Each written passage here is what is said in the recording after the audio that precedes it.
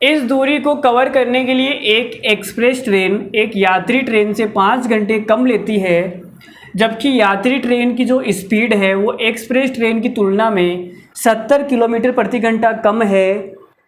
तो यात्री ट्रेन द्वारा पूरी यात्रा में लिया गया समय क्या है वो आपको बताना है।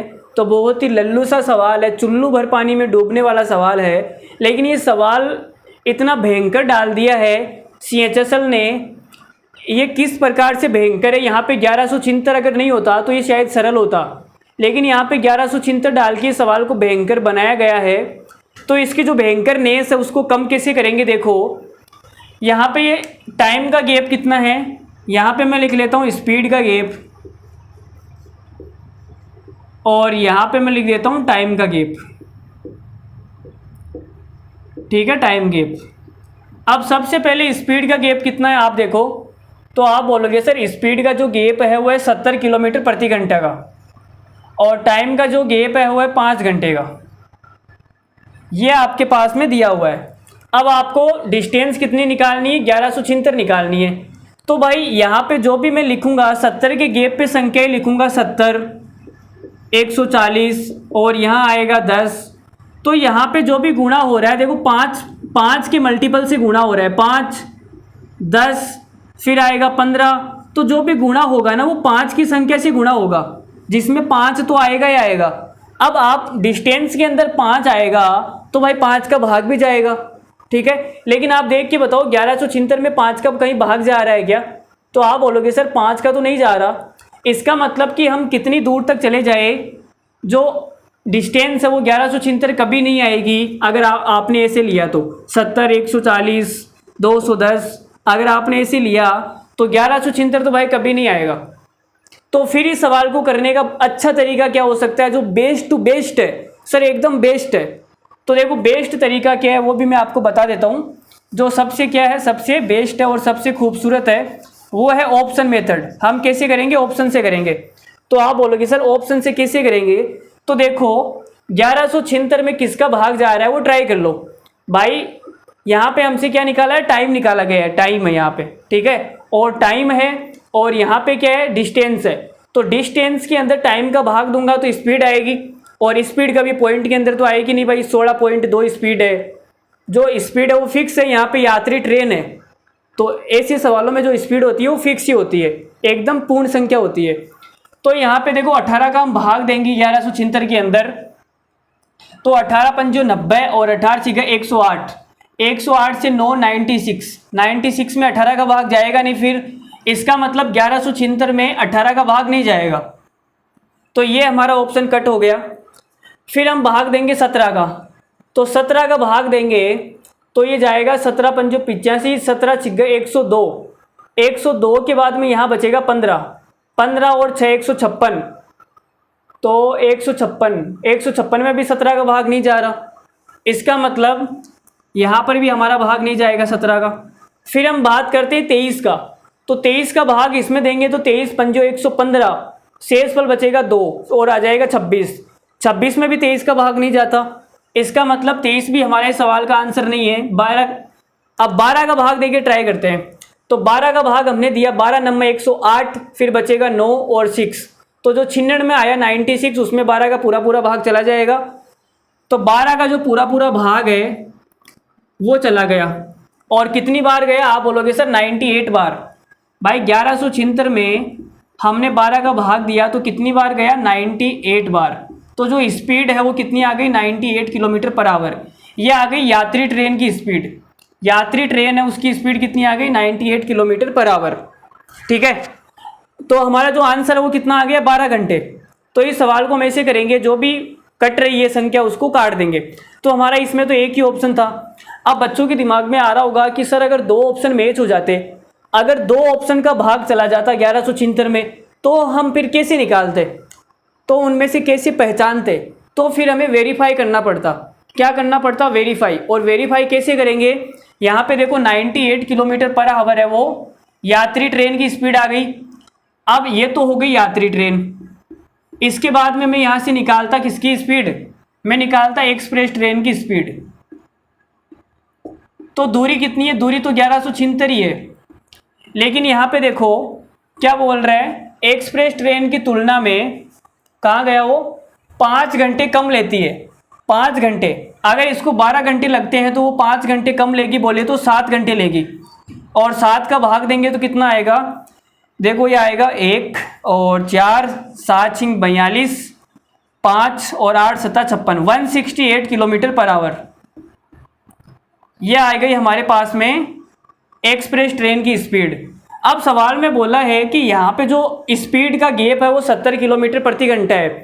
तो आप देखो कि इनके बीच में जो गैप है वो 70 का है क्या, तो आप बोलोगे सर इनके बीच में गैप 70 का है और 70 का गैप है, इसका मतलब हमने जो माना है वो बिल्कुल सही है।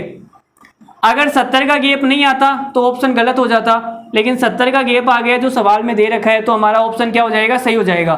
तो अगर 2 ऑप्शन आते तो हम इस प्रकार से वेरीफाई कर लेते, लेकिन यहाँ तो 2 ऑप्शन है ही नहीं ना, एक ही ऑप्शन है, तो हमने बिना वेरीफाई किए डायरेक्ट टिक लगा दिया। तो यही हमारा क्या हो जाएगा, आंसर हो जाएगा। तो ऐसे सवालों को आपको ऐसे करना है, ठीक है, ऑप्शन से करना है। अब आप ये सोच रहे होंगे कि सर आपका ये मेथड तो फेल हो गया, स्पीड का जो गैप है और टाइम का गैप है ये तो फेल हो गया। अरे भाई फेल नहीं हुआ है, इसको लगाने का तरीका दूसरा हो जाएगा। इसको किस प्रकार से लगाएंगे वो मैं आपको बताता हूँ। देखो ये तो आपने स्क्रीनशॉट ले लिया होगा, तो देखो ये तरीका भी मैं आपको लगा के बताता हूँ। फेल वेल कुछ नहीं हुआ है, बस लगाना आना चाहिए। फेल वेल कुछ नहीं होता है, ठीक है भाई। आपका प्यार फेल हो गया इसका मतलब ये थोड़ी ना हर किसी का फेल होगा, ऐसी बातें बिल्कुल ना करें यहाँ पे, ठीक है। तो देखो आगे बढ़ते हैं। यहाँ पे स्पीड का गैप 70 है और टाइम का गैप 5 है, तो हम क्या करते हैं, इनका रेशियो ले लेते हैं, इनका अनुपात ले लेते हैं। तो हमने इनका अनुपात लिया तो इनका अनुपात आ जाएगा 14:1। क्या आ गया, 14:1 आ गया, ठीक है। अब 70 के गैप पे संख्या लेनी है। यहाँ पे मैं लिख देता हूँ स्पीड का गैप और यहाँ लिख देता हूँ टाइम का गैप। तो स्पीड पहले हमने 14 मान ली और टाइम हमने 1 घंटा मान लिया। अब 70 का गैप लेना है। स्पीड में कितने का गैप है, 70 का, तो 14 के अंदर 70 जोड़ूंगा तो कितना आएगा, 84। और टाइम में कितने का गैप लेना है, 5 घंटे का, तो 1 में 5 जोड़ूंगा तो कितना आएगा, 6। अब फिर 70 के गैप पे लेते जाओ, यहाँ 70 का गैप, यहाँ भी 70 का आना चाहिए। 84 में 70 जोड़ूंगा तो कितना आएगा, देखो 84 में 70 जोड़ेंगे तो 80 और 70 कितना हो जाएगा, 150, 154 आएगा। और यहाँ 5 घंटे का गैप लेना है तो ये आ जाएगा 11। और फिर अगर आगे बढ़े तो कितना आएगा, देखो 84 को 11 से गुणा करके देख लो भाई कितना आ रहा है, 1176 आ रहा है क्या। तो 4 को 1 से गुणा करूंगा तो इकाई का अंक 4 आएगा, लेकिन इकाई का अंक यहाँ तो 6 आ रहा है, इसका मतलब 1176 तो नहीं है। तो आगे बढ़ते हैं। 154 के अंदर 70 जोड़ो कितना आएगा, 150 के अंदर 70 जोड़ेंगे तो ये आ जाएगा 150, 220, 224, कितना आ रहा है, 224। और इसमें जोड़ेंगे तो कितना आएगा, 17। अब अगर मैं 11 को 224 से गुणा करूंगा तो ये तो भाई 1176 से ज़्यादा जा रहा है। अगर इन दोनों को लूँगा तो ये 1176 से क्या जाएगा, ज़्यादा जाएगा, 1176 से ज़्यादा मान आएगा। और अगर इन दोनों को लूँगा तो ये 1176 से कम आएगा। इसका मतलब कि ये जो हमने लिया है ये पेड़, ऐसे बात बनेगी नहीं, ऐसे बात बनने वाली है नहीं। तो हमें दूसरा ट्राई करना पड़ेगा। और वो दूसरा ट्राई क्या करेंगे, देखो दूसरा ट्राई करने के लिए क्या करना पड़ेगा, हमने यहाँ पे लिया 14 और 1 लिया तो बात बनी नहीं, तो हम क्या करते हैं, इसको 2 से गुणा कर लेते हैं, तो ये हो जाएगा 28 और 2। अब हम यहाँ पे 28 और 2 लेते हैं। अब यहाँ 70 का गैप करेंगे तो 28 में 70 जोड़ो कितना आएगा, ये आ जाएगा 98। और 2 में 5 जोड़ेंगे, 5 का गैप लेना तो आएगा 7। अब 98 में 70 जोड़ो तो कितना आएगा, 168। और 7 में 5 जोड़ोगे तो कितना आएगा, 12। अब 98 को 12 से गुणा करोगे और 168 को 7 से गुणा करोगे तो कितना आ जाएगा, तो डिस्टेंस यहाँ से आएगी 1176 किलोमीटर, ठीक है। तो हमारी जो यात्री ट्रेन है उसकी स्पीड हो जाएगी 98 और उसको टाइम लगेगा 12 घंटे। तो 12 घंटे हमारा आंसर हो जाएगा। स्पीड पूछी जाती तो 98। और जो एक्सप्रेस ट्रेन है उसकी स्पीड हो जाएगी 168 और टाइम लगेगा उसको 7 घंटे।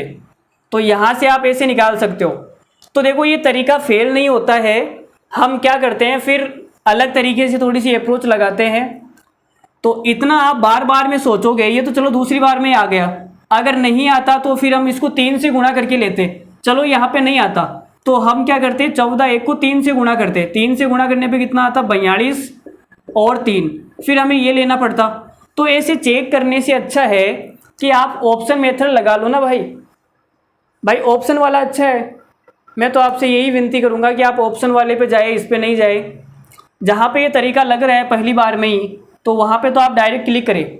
लेकिन पहली बार में अगर ये तरीका ना लगे तो आपको क्या करना है, आपको ऑप्शन मेथड से जाना है, वो मैंने आपको सिखा दिया, अभी सिखाया था। अगर एक ऑप्शन मैच हो रहा है तो क्लिक कर दे बिना वेरीफाई किए, अगर 2 ऑप्शन है तो एक ऑप्शन को आप वेरीफाई कर ले, ठीक है, वैसे भी आप सही कर सकते हो। तो उम्मीद करता हूँ आपको ये समझ में आया होगा, और अगर नहीं आया है तो कोई बात नहीं, वीडियो को दोबारा से देखना, ज़रूर समझ में आएगा। हमने इतना अच्छे से पढ़ाया है आपको, हमारा पढ़ाया हुआ समझ में आ गया, इसका मतलब आपकी नैया पार है, ठीक है, आपको कोई नहीं रोक सकता। मैथ के अंदर तो कोई नहीं रोक सकता, ये हमारी गारंटी है। बाकी मैं साइंस, जीके वगैरह इंग्लिश की बात नहीं कर रहा यहाँ पे, केवल मैथ के लिए परफेक्ट है।